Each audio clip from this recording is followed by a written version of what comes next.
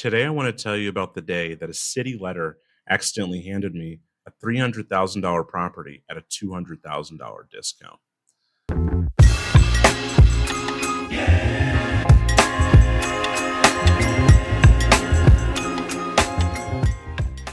One day while driving, I got a call, and I'm told that there's a guy looking to sell. The call was from one of my property managers up in the Hagerstown area, and they had been contacted by another property manager that had a client who was looking to sell a property. And I'm told this guy just wants out. He doesn't want anything more to do with this property. He's not really that concerned about the price. He just needs to get rid of this property. Curious about this, I started asking some questions. So what I find out is this guy basically had a friend who was an active investor. The friend passed away and had been managing this deal for the two of them.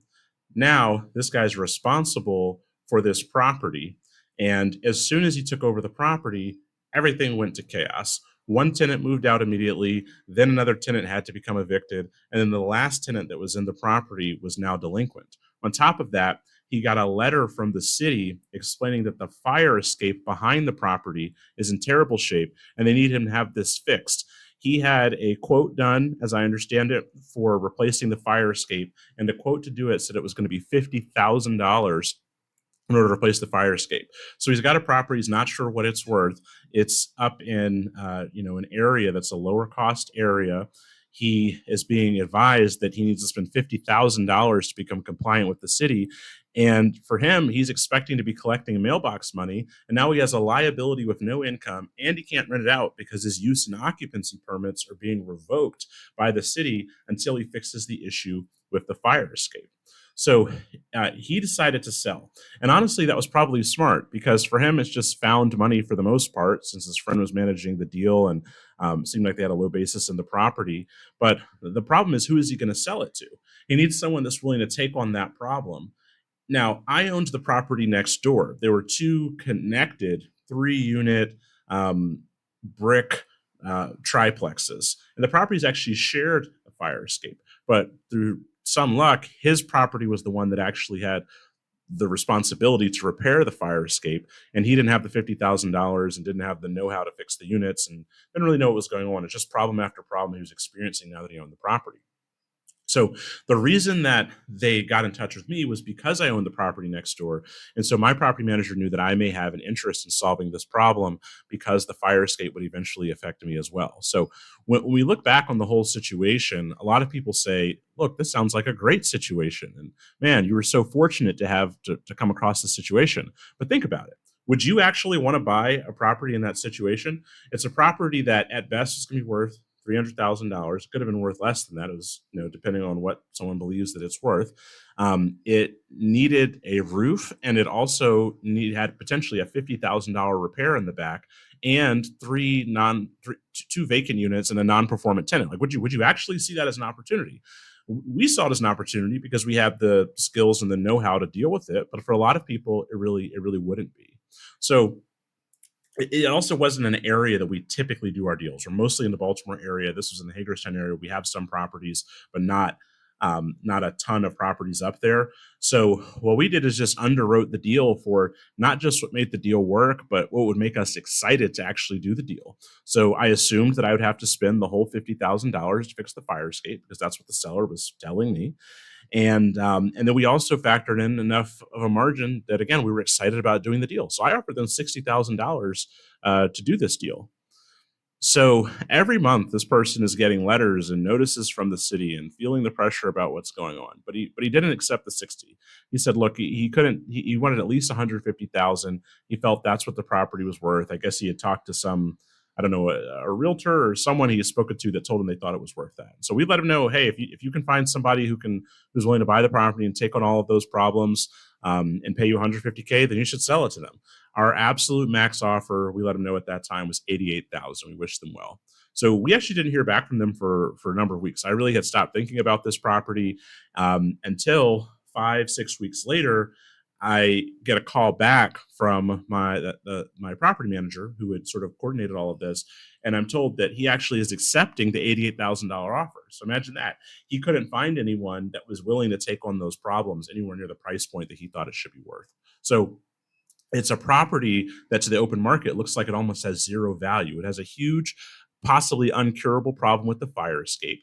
It's become defunct because no income's coming in, and they have a non-performant tenant in the property.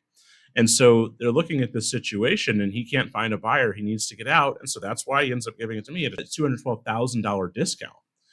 So um, basically, I didn't know if I could solve these problems myself, but I'd been through enough situations where I've been able to work through problems with the city or construction related problems. And I just fundamentally didn't believe the fire escape really could cost me $50,000, but I'd underwritten for it. So if it was going to cost that, we would be prepared. So after we closed, I explained to the city that I bought the property and I wanted to fix the issues. And I let them know that I was the new owner. I was coming to the situation cold, and I wanted to, use the report they provided originally, fix the issues they'd put on the report, and then move on from there. So I basically reset the negotiation from the start using the actual report that they had provided about what the problems were with the fire escape. That's when the city let me know, in fact, they wanted more work done than just those couple items repaired, that were in the report. So we go back and forth about what needs to be done at the property, and back and forth about what needs to be done for it to be compliant. And finally, the whole situation comes to a head where I literally came up to the property myself to meet the inspector. And the inspector is trying to say that the whole fire escape is collapsing and it can't support anything, and all of these different points. And I'm a pretty large guy. So I literally walk up the fire escape while he's protesting, calling out, "It's not a good idea. Please don't do that." And I start jumping up and down on the platform in the middle of the fire escape. Now, maybe not the smartest idea. I don't necessarily recommend that you try this on your own, but it was just very apparent to me that the fire escape was extremely strong. Now, there were some areas where wood was deteriorated and needs to be repaired, but it was not this collapsing structure that they were trying to suggest that it was. And I was willing to jump on it and take that risk to try and save that $50,000. So seeing that, the guy sort of like chuckles a bit. He says, "Okay, fine. Maybe the whole thing isn't collapsing," but he says we do need to fix certain parts. And there was at least one level of stairs in the fire escape that he said needed to be totally replaced. So, I don't want to get super technical, but the point was he agreed that we could do this smaller scope of work. So while we were doing this, we negotiated a payment plan with the delinquent tenant, got them back caught up on their rents. Now we had one rented unit and two vacant units, and we did basic turnovers on the other two units, not full remodels. We knew that based on the comps in the area, we didn't need to do gut rehabs.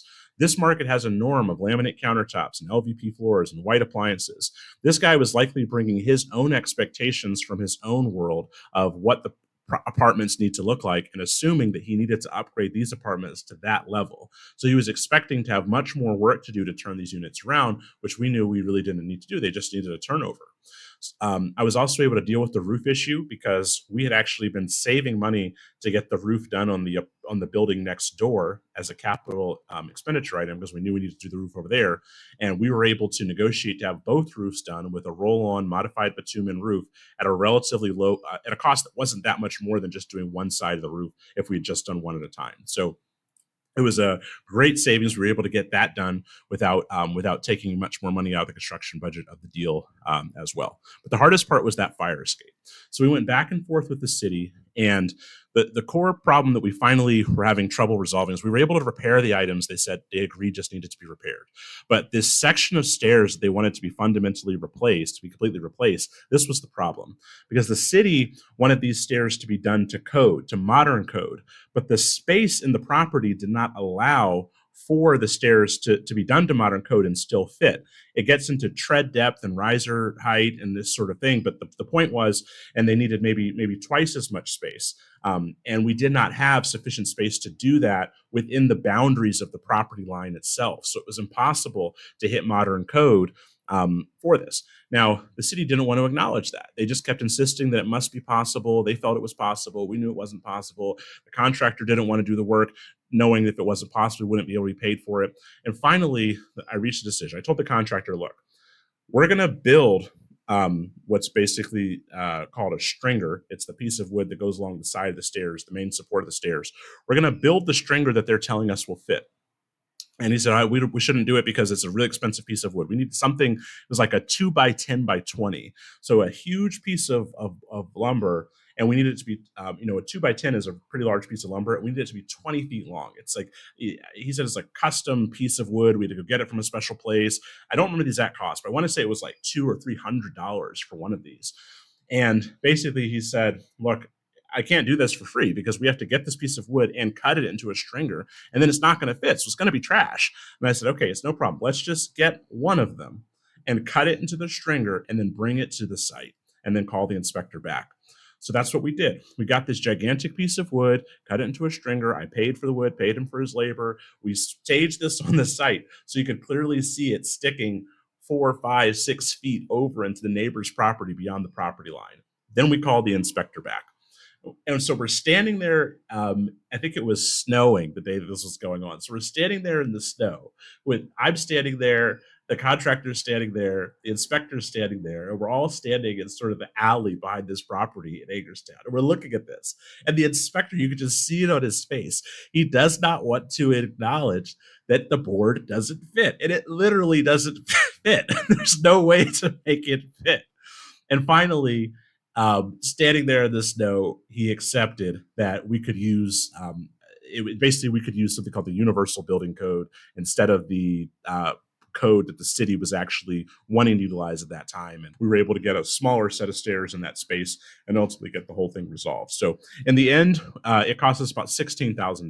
So the delta between that 16,000 and the 50,000 ended up being basically extra money to us. It was a mix of equity that we picked up and cash that we were able to take out of the deal. And basically we ended up getting paid to own a deal where now the rents are $2,450 a month and the mortgage is around $1,400 a month.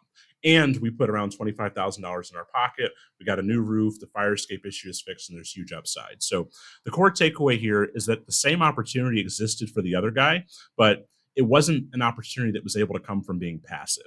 It required getting into the mix and finding a real solution. It required, jumping up and down on that fire escape. It required staging that piece of wood, which was a creative solution in the middle of the snow. The contrast between these two different investors is clean and powerful. It's the same fire escape. It's the same city letter. It's the same problem. One guy gives up $212,000. The other turns it into $200,000 of value.